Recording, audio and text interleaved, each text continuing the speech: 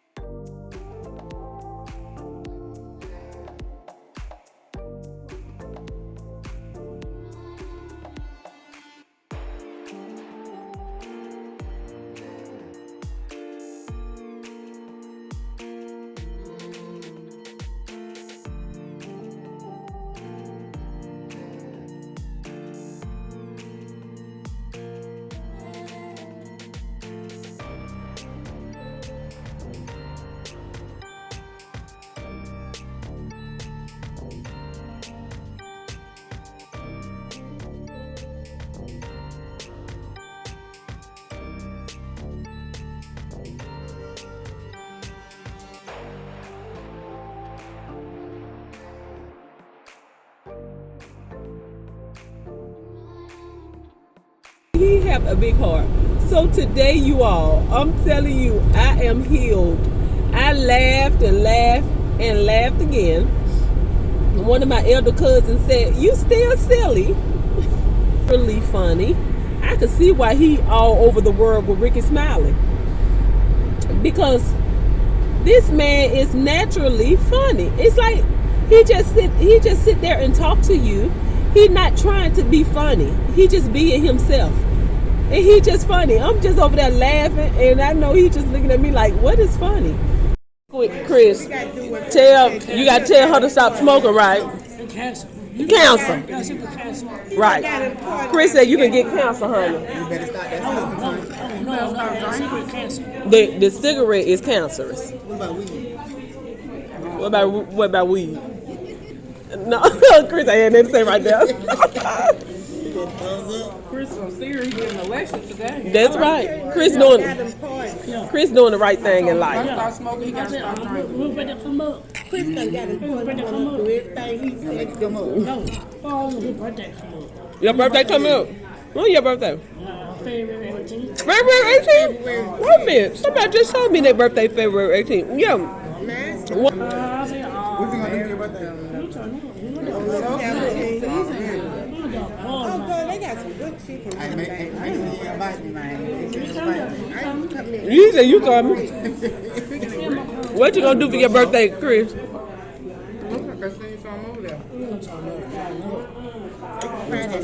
You turning up? Okay. Look, turn all the way up, Chris.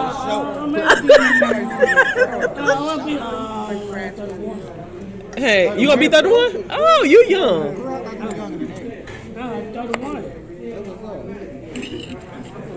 You look good to be your age, Chris. I'm gonna do a movie. You gonna do a movie?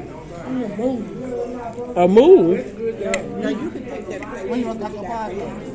Texas. In Texas? That is Texas. I'm gonna move. You about to move? You moving to Dallas, Texas? Okay.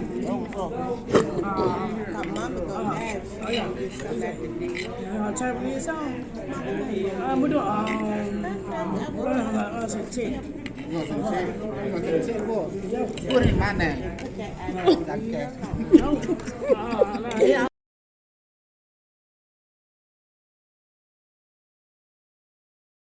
But it ended up being a beautiful day. Anytime we get around family, it's a beautiful time.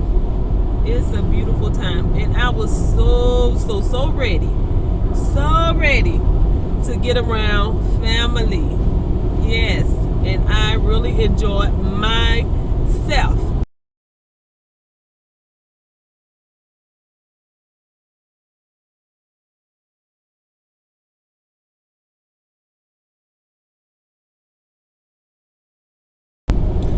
So you all, so today has ended up being a beautiful day. A beautiful day in Babylon. Yes, yes, yes. One of my elder uncles passed away. And that was a sad day. is his homegoing.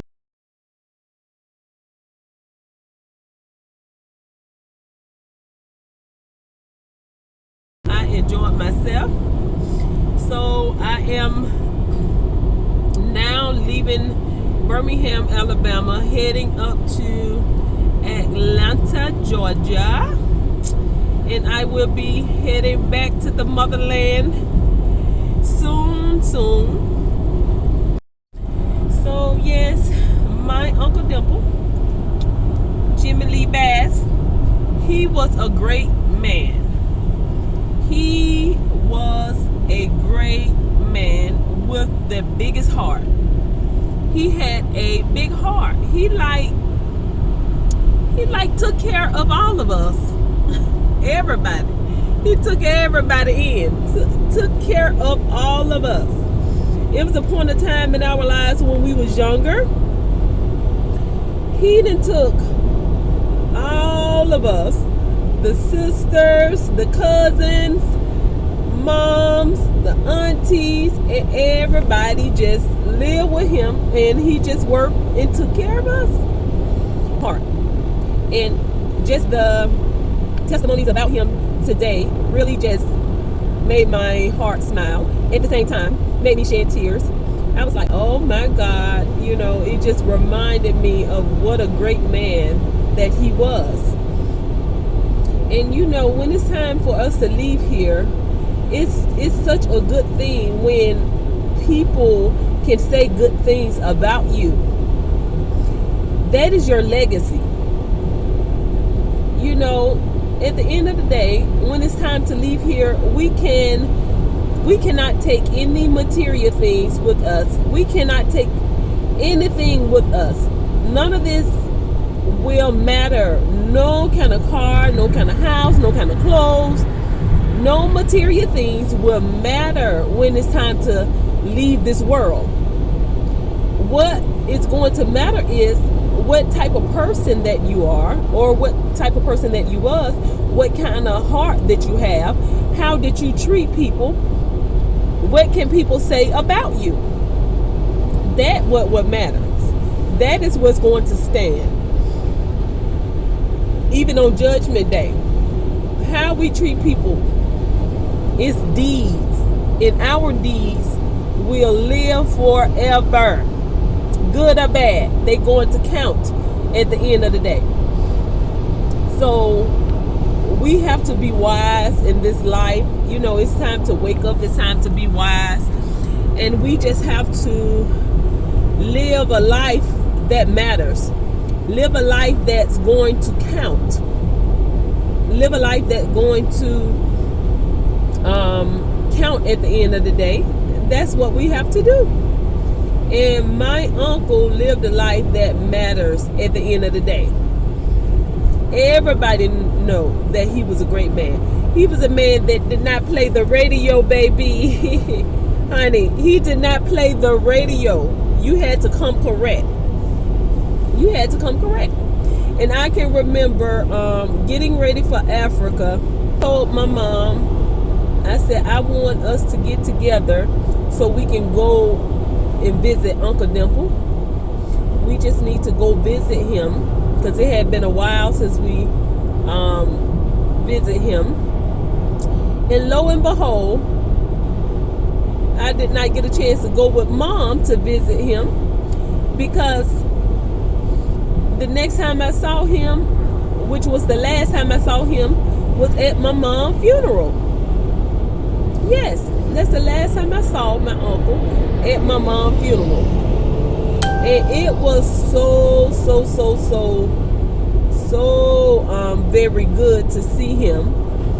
And he just looked at me and looked and smiled, and you could tell he was just so happy to see me. He was so happy to be amongst family because he loved his family.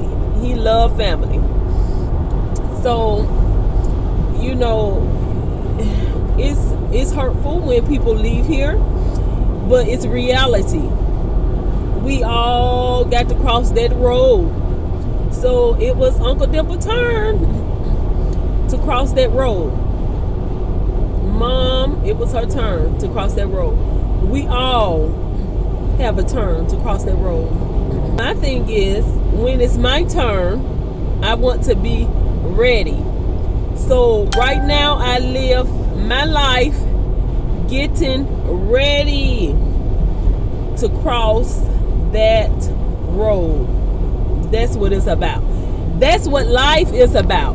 Life is about being all that you can be as a person, being a good person in this life, and preparing, doing what you have to do to prepare for the next life. That's what this life is about. Doing all the right things that you have to do to prepare for the next life. That's what life about. And we got to do it. We got to do it. No way around it. We have got to do it. So may Allah forgive my uncle of all his sin and receive his soul. So that's my prayer. So since my uncle passed, I've been praying for him, because we believe that we continue our prayers. Once a soul leave here, it's nothing else that they can do here, because they crossed over. But what we can do is we can continue to pray on their behalf, because our prayers are still heard, and we have to pray on their behalf. So I pray on my uncle's behalf. I pray on my mom's behalf. I pray on my adopted daughter, Diane. I pray on their behalf that Allah forgive them all of their sins and receive their souls. Amen. I was hearing my Uncle Chuck keep talking about Chris. Keep talking about this Chris, honey. And then he'll pull up little clippings of Chris on tour with Ricky Smiley. And he'll show me different videos when they was on tour, and I just laughed and laughed and laughed. And he always talking about Chris, honey. Chris is a awesome brother. Chris have a definitely an awesome sense of humor, personality, but Chris have a big heart. Just this little time spending time with our family, and we get a chance to sit there and just talk to him. Chris have a big heart. Cause I just laugh. And well, before we made it to the dinner, we was at the funeral home. We was getting at the place where we was having the funeral, and I see this guy come and try to sit at the row in front of us. And my older sister was like, no, don't sit there. You know, she said it in a nice way. And she said, don't sit here because, you know, this is for somebody. She was trying to reserve the seats for two of my aunties.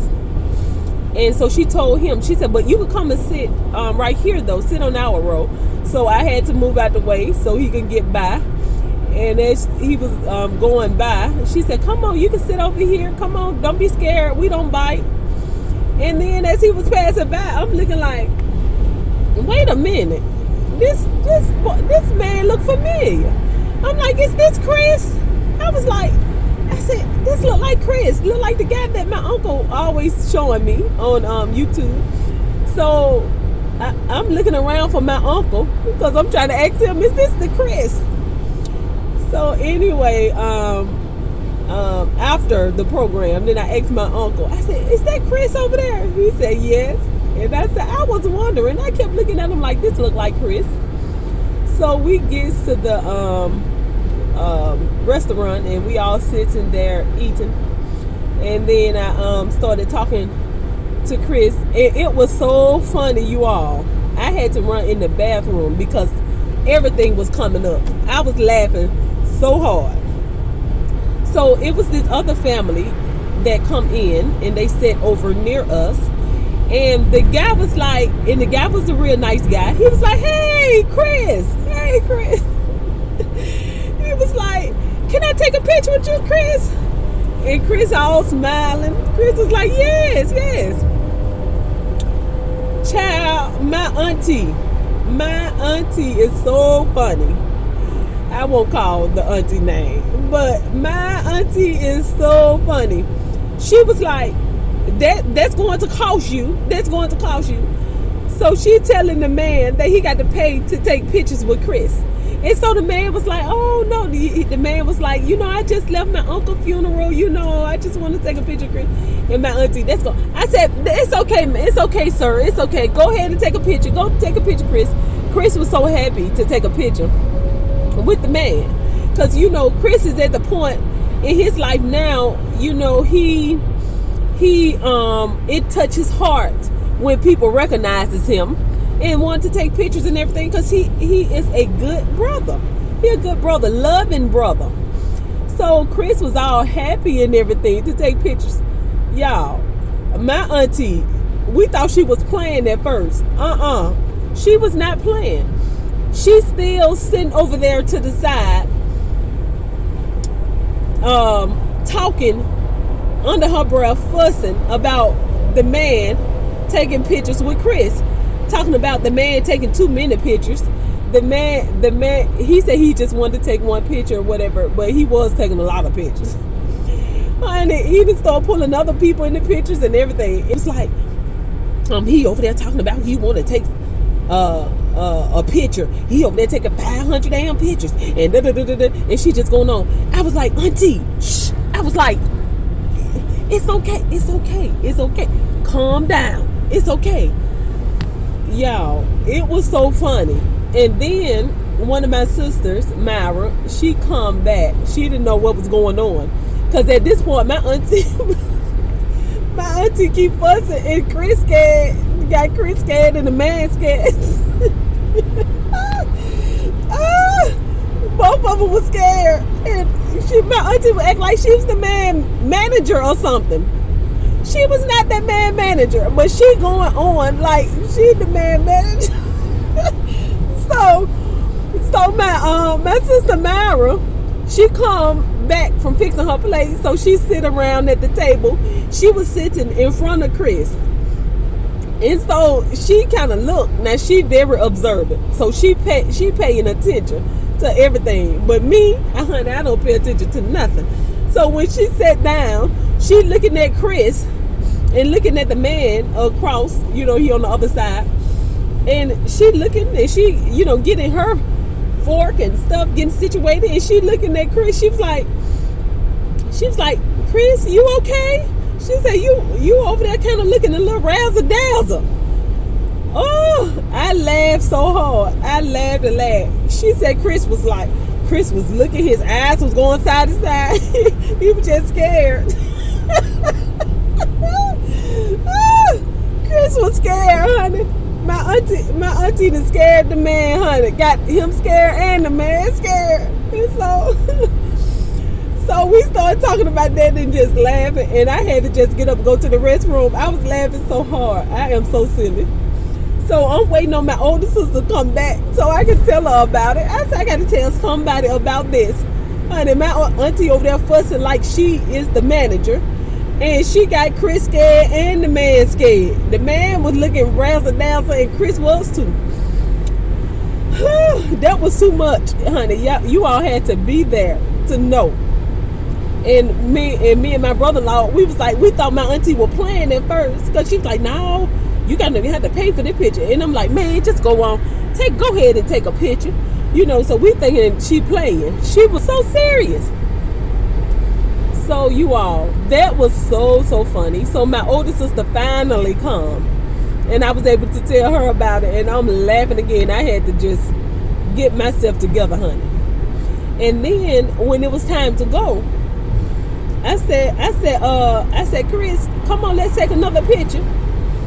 I said, but wait a minute, let me get permission. Let me see if it's okay for me to take a picture with you. And Chris was like, and I done fell out laughing again. He was like, And then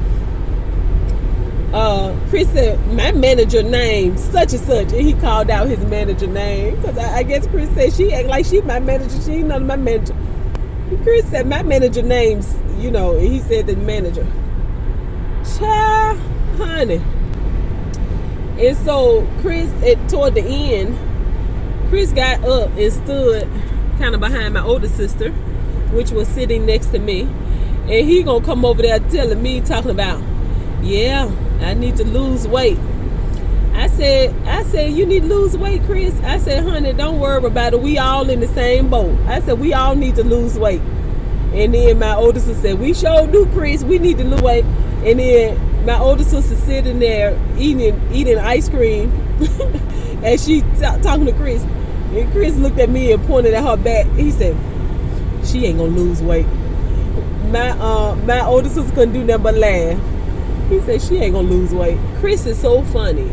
He like natural. He just being himself. But he is such an awesome guy. He is so nice.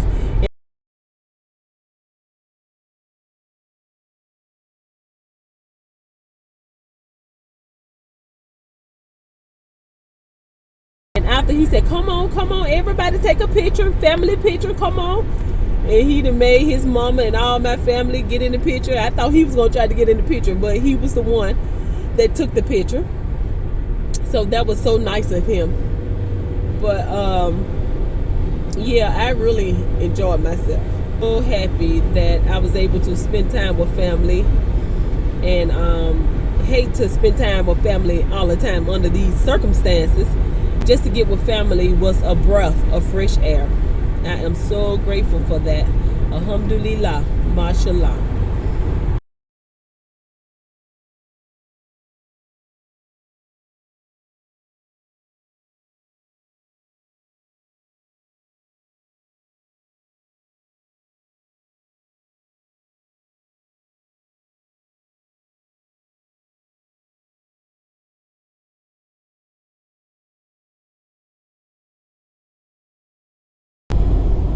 But let me tell you all, today has been productive as well, because I have like a car full of donations.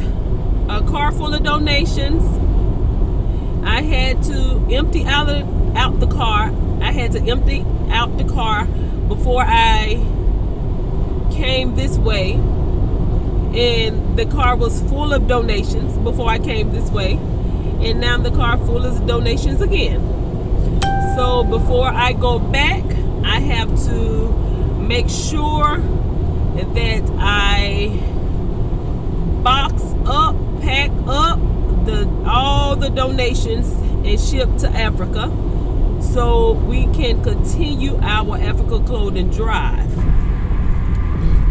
It's been a year now since we've been working on this project, and it have not been easy, but we have been productive. So many people has given, and I'm so grateful of that. It has been very, very productive, and I really did not have time to get all the donations that a lot of people have been wanting to give. People have been reaching out to me wanting to give donations, and I haven't had time to collect them all. But we got so many. And this is our first round, which has taken a minute, but it's okay. And we will have a second round, and we'll try to continue it out. But yes, so the ones that wasn't able to give the first round, we will have a second round. So go ahead and just get it together and prepare. And then hopefully one day we can get your donations, because we all about making it happen. Yes.